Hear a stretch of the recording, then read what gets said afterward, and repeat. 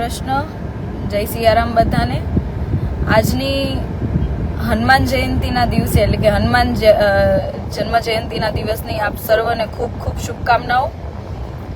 ભગવાન શ્રી રામ અને ભગવાન શ્રી હનુમાન દાદા આપ સર્વને સુખી સંપન્ન રાખે, બધી મનોકામના પૂરી કરે એવી શુભકામનાઓ સાથે આજે હું લાઈવ આવી છું। કારણ કે આજે સવારથી એક ચેનલના માધ્યમથી એટલે કે એક સમાચારના માધ્યમથી એવી વાત ફેલાઈ રહી છે કે પાયલ સાકરિયા ભાજપમાં જોડાય એવી કવાયતો ચાલુ, XYZ આવી વગેરે વગેરે વાતો ફેલાઈ રહી છે। આ સમાચાર તદ્દન ખોટા છે। જ્યારથી આ સમાચાર ફેલાયા છે ત્યારથી ઘણા બધા શુભચિંતકો, કાર્યકર્તાઓ, ઘણા બધા લોકોના ફોન આવ્યા કે ખરેખર હકીકત શું છે અને કેમ આવા સમાચારો ફેલાઈ રહ્યા છે આ બાબતે। તો થયું આજે ફેસબુકના માધ્યમથી મારા ઘણા બધા શુભચિંતકો, મારા વિસ્તારના લોકો, મારા લોકો જે લોકોએ મારા ઉપર વિશ્વાસ મૂક્યો છે, તમામ લોકો સોશિયલ મીડિયાથી બધા એકબીજા સાથે કનેક્ટ છીએ।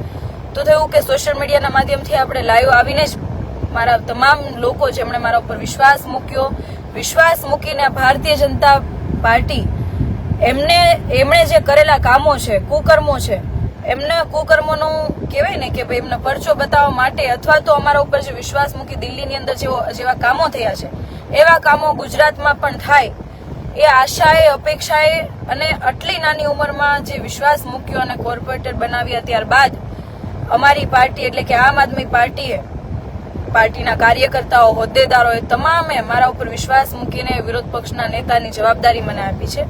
ત્યારે આટલા મોટા વિશ્વાસથી જ્યારે અમે લોકો વિશ્વાસથી જ્યારે અમને બેસાડ્યા હોય ત્યારે તમામ લોકોનો ક્યારેય પણ વિશ્વાસ નહીં તોડું અને અત્યાર સુધી હંમેશા મારા જે મતદારો છે, મારા વિસ્તારના લોકો છે, મારા લોકો છે કે જે નાના અને મધ્યમ વર્ગના લોકો છે, આ લોકોએ વિશ્વાસ મૂકીને જે અમને કોર્પોરેટર તરીકેની જવાબદારી આપી છે, હંમેશા અમે એમના વિશ્વાસ ઉપર અડગ રહીને કાર્ય કરવા માટે બંધાયેલા છીએ, કાર્ય કરતા હતા અને કરતા રહીશું। એ જ વિશ્વાસ અપાવવા માટે અને સાથે સાથે આજે ખોટી અફવાઓ ફેલાઈ રહી છે, એ જૂઠાણું ફેલાઈ રહ્યું છે, તો એમાં કોઈ પણ એ બાબતે વિશ્વાસ ન કરશું અને એવી જે અફવાઓ આવે તો એ બાબતે પણ ધ્યાન ના આપશો। કારણ કે આ તમામ પ્રકારની જે ભાજપમાં જોડાવાની જે વાત છે તદ્દન પાયા વિહોણી છે। હું ક્યારેય ભારતીય જનતા પાર્ટીમાં જોડાઈ નહોતી અને ભવિષ્યમાં પણ ક્યારેય પણ જોડાવાની પણ નથી, કેમ કે મારા લોકોએ જે મારા ઉપર વિશ્વાસ મૂક્યો છે હંમેશા એ વિશ્વાસ ઉપર અડગ રહીને હંમેશા લોકહિતના કાર્યો કરવા માટે, લોક સેવા કરવા માટે મને જે જવાબદારી આપી છે નિભાવતી રહીશ। અને છેલ્લે એટલી વાત કરવી છે કે આજે સવારથી જે આ ખોટી અફવા, ખોટી વાતો જે ફેલાવવામાં આવી રહી છે, જે ભારતીય જનતા પાર્ટી દ્વારા ફેલાવવામાં આવી રહી છે, તો ભગવાન એટલે કે આપણા હનુમાન દાદાને હું એટલી પ્રાર્થના કરું કે આ તમામ લોકોને સદબુદ્ધિ આપે અને ખરેખર જે લોકહિતના કાર્યો કરવાની વાત અને વચનો આપતા હોય છે એ કાર્યો કરે।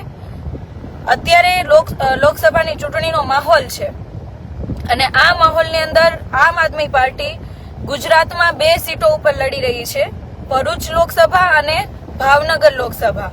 આ બંને લોકસભા ઉપર બંને ઉમેદવારો ખૂબ મોટી લીડથી જીતી રહ્યા છે એવું લોકોનું કહેવું છે અને ભાજપને પણ ખબર પડી ગઈ છે કે આપણે બંને સીટો ઉપર ખૂબ ખરાબ રીતે હારી રહ્યા છીએ। ત્યારે કોઈને કોઈ રીતે એન કેન પ્રકારે કઈ રીતના આમ આદમી પાર્ટીની છબી ખરડાઈ, કઈ રીતના ખોટી અફવાઓ ફેલાવી, એમાં અત્યારે આખું ભારતીય જનતા પાર્ટી લાગી હોય એવું લાગે છે ને। ખરેખર હકીકત એવી છે કે ભાઈ આમ આદમી પાર્ટીના વિપક્ષ નેતા જોડાય છે, કોર્પોરેટર જોડાય છે, કાર્યકર્તા જોડાય, એકદમ ખોટી વાત છે, આવું કઈ જ નથી। અમે આમ આદમી પાર્ટી સાથે જોડાયેલા છીએ, હંમેશા આમ આદમી પાર્ટી સાથે જોડાયેલા રહીશું અને લોકોએ જે વિશ્વાસ મૂક્યો છે કે જે મારા લોકો છે કે અને આ તમામ જે લોકો છે નાના વર્ગના, મધ્યમ વર્ગના લોકો છે, અમને કોઈ મોટા લોકો આરે બેસવાનો શોખ નથી, એટલે હંમેશા અમે જમીની લેવલ પર અને અમારા નાના લોકો સાથે જ રહેવા માંગીએ છીએ અને હંમેશા એમની સાથે જ રહીશું। બસ એટલી જ વાત કરવા માટે આજે લાઈવ આવી હતી કે આજે ખોટી અફવાઓ ફેલાઈ રહી છે, ખોટા સમાચારો જે રીતે ફેલાઈ રહ્યા છે તદ્દન પાયા વિહોણા છે। હું ક્યારેય આમ આદમી પાર્ટી છોડવાની નથી, ક્યારેય ભારતીય જનતા પાર્ટીમાં જોડાવાની નથી। જય હિન્દ, જય ભારત। નમસ્કાર, જય હિન્દ, જય ભારત। આજે સવારથી એક ન્યૂઝના માધ્યમથી એવું જૂઠાણું ફેલાવાઈ રહ્યું છે અને ખોટી અફવા ફેલાવાઈ રહી છે કે પાયલ સાકરિયાને ભાજપમાં લાવવાની તવાયત ચાલુ છે વગેરે વગેરે।